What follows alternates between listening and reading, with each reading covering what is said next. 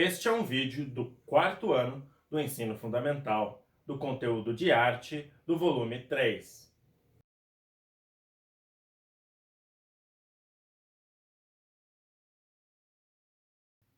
Olá, tudo bem? Eu sou o professor Heitor, o seu professor de arte. No último vídeo, nós falamos sobre a representação das mulheres na história da arte. E vimos a representação de figuras femininas com várias técnicas: fotografia, desenho e escultura. Hoje, nós vamos falar sobre cor. Mas primeiro, você sabe o que é cor? A cor é um fenômeno físico que acontece na natureza. Quando a luz bate em uma superfície, a luz que chega aos nossos olhos é processada no nosso cérebro como cor. E é isso que a gente chama de cor. A luz é uma onda. Significa que ela nada mais é do que uma vibração muito rápida. E a diferença das cores é a diferença de frequência, velocidade de vibração entre elas. Por exemplo, o violeta vibra muito mais rápido do que o vermelho. É a mesma diferença entre notas musicais. Porém, o som é uma onda mecânica, uma onda bem mais devagar do que a luz, que é uma onda eletromagnética, que é muito rápida. Nós falamos muito sobre o que é, sobre aquelas representações serem monocromáticas. Vamos entender o que é ser monocromático? Lembra que eu usei esse termo para descrever as representações do vídeo da última aula? Eram obras monocromáticas. Você sabe de onde vem essa palavra? Mono e cromia vem do grego. Mono significa uma. Mas cromia, ou cromáticas, significa cor. Então, o significado dessa palavra é uma cor. Aqueles retratos tinham apenas uma cor.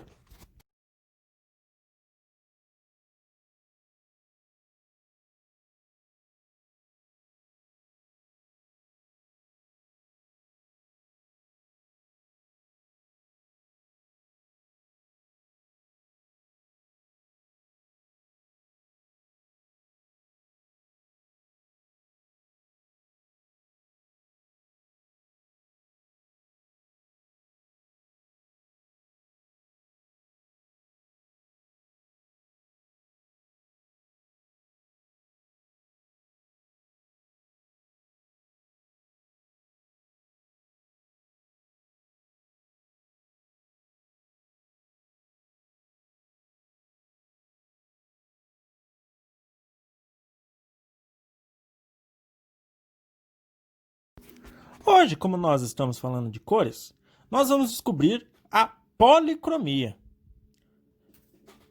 A policromia significa muitas cores. Poli são muitas e cromia você já sabe o que é cor. Policromia, muitas cores. Alguns artistas usam as cores de maneira mais livre e fazem novas experiências com elas. Na obra Mulher Meditando, por exemplo, o rosto retratado é bem colorido, diferentemente de um rosto real. Quantas cores você consegue achar nesse quadro? Vou dar um tempinho para você analisar.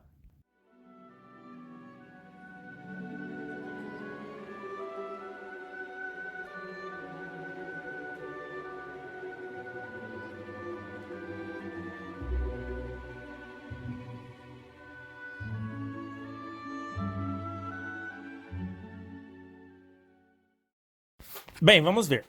Eu consigo ver bastante rosa, pastel, amarelo, vermelho de diferentes tons, azul, 3 tons de azul perto do busto, roxo, verde, tem mais roxo nos olhos, o preto, que não necessariamente é uma cor,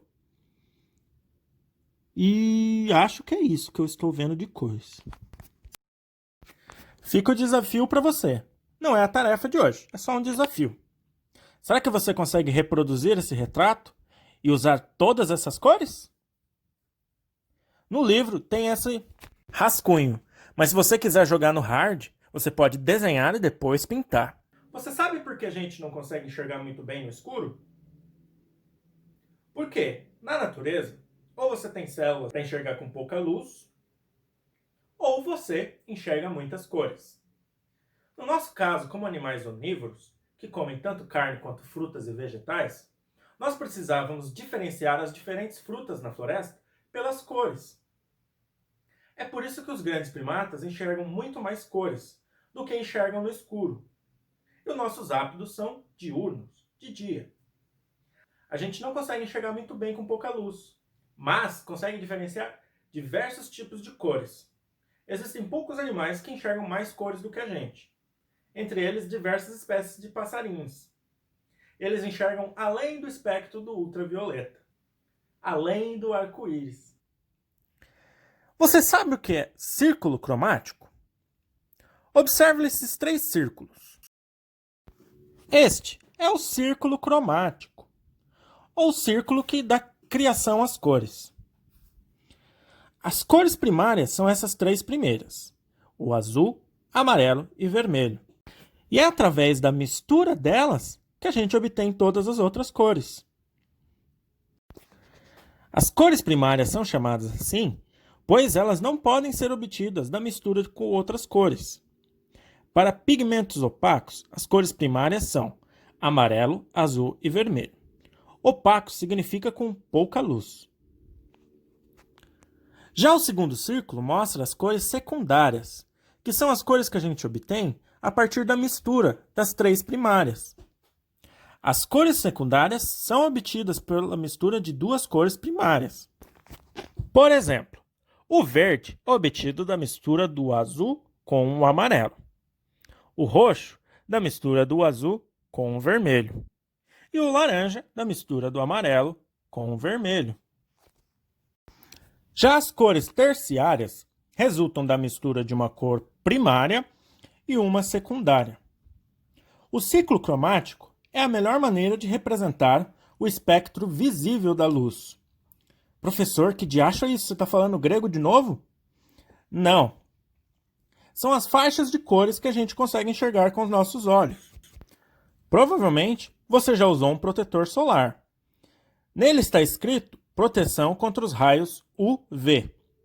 UV significa ultravioleta. Violeta é essa cor roxa um pouquinho mais clara. E a última cor do espectro visível. Então, raios ultravioleta são os raios de luz mais rápidos do que o violeta, que a gente não consegue enxergar. Porém, fazem um grande dano na nossa pele. Do mesmo modo, temos o infravermelho, abaixo do vermelho. São as ondas de luz mais devagares que o vermelho, que é a primeira cor que a gente enxerga. E é uma faixa de luz muito usada em equipamentos para se enxergar no escuro. Aqueles de espiões, ou se você gosta de jogos eletrônicos, aqueles que você usa nos jogos para poder enxergar no escuro. A cor é um dos elementos mais importantes em qualquer arte visual. Seja ela uma fotografia, uma pintura, um desenho, uma animação, videogame e as roupas que nós vestimos. Essas cores são pensadas milimetricamente para terem algum sentido ou significado. Na pintura, elas servem para expressar ideias ou sensações. Na obra que você está observando, o ambiente retratado e a luz que ilumina o rosto da mulher foram planejados de forma equilibrada. O artista holandês Johannes Vermeer aguça a nossa curiosidade compondo uma cena que conta uma história. O que será que a moça está lendo na carta? Você consegue imaginar essa história? Será que ela está feliz ou triste com aquilo que ela está lendo? Percebe como a gente consegue ver detalhadamente o caminho da luz entrando pela janela? O reflexo de seu rosto no vidro. Veja como tudo que está perto da janela é vermelho. E o que está longe da janela é verde e um tom mais pastel. Inclusive o vestido da moça. Agora olha essa imagem. Sim, ela é uma fotografia, não uma pintura. Parece uma pintura, né? Isso porque o fotógrafo Tom Hunter, que fez essa foto, estava homenageando a pintura de Vermeer. Ele queria reproduzi-la, usando uma técnica diferente, que é a fotografia. Vejam como ele conseguiu um resultado bem parecido com a obra original. Mesmo a roupa do bebê, que está perto da janela, é vermelha, apesar dela não ter cortina. E a roupa da mulher, que provavelmente é sua mãe, é verde, assim como a roupa da garota, do quadro de Vermeer. Ele também manipulou as cores e a textura dessa fotografia para parecer com uma pintura. E essa mãe, o que será que ela está lendo nessa carta? Eu chuto que o bebê dela está com cólica. E ela está lendo a bula do remédio que vai dar para ele. É só uma historinha que eu criei, inspirada nessa foto. Já pensou em fazer o mesmo?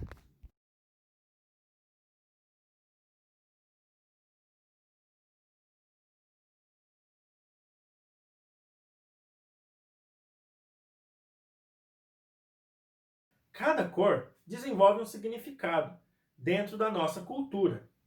Eu, por exemplo, quando uso uma camiseta vermelha, eu me destaco na multidão.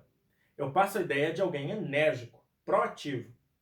Se eu uso muitas roupas escuras, eu passo a ideia de alguém mais depressivo, mais introspectivo. As cores estão diretamente ligadas com diversos tipos de significados dentro das diferentes culturas. Vamos para a nossa atividade? Vamos então para a nossa atividade. Tá vendo esse círculo? Ele está lá no nosso livro.